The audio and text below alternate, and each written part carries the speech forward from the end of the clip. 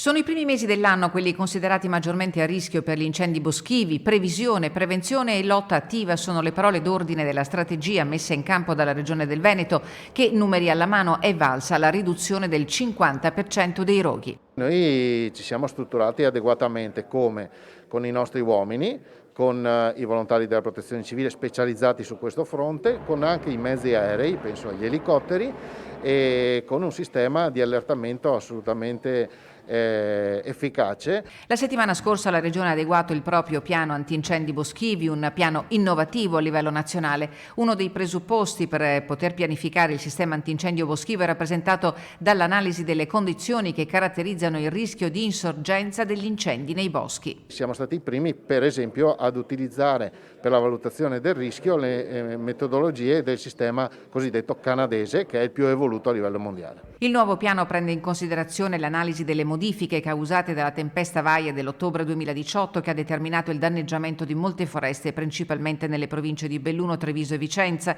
Il monitoraggio e lo studio scientifico del fenomeno ha consentito di evidenziare che più del 50% degli incendi hanno origine dolosa o colposa, comunque sempre relativi all'attività dell'uomo. L'invito è quello di fare particolare attenzione soprattutto nelle giornate in cui il rischio è rilevante, di non lasciare fuochi accesi, di non buttare le sigarette, di non innescare possibilità di incendi. I controlli ci sono e sono stati intensificati, soprattutto dopo Vaia. Dopo Vaia è aumentato il rischio incendi e quindi i controlli vengono effettuati e sono state anche sanzionate pesantemente delle persone, perché ovviamente siamo nel penale, quindi quando si prende una condanna penale non è mai piacevole. Quindi attenzione, massima attenzione e attenzione anche al rischio di essere beccati.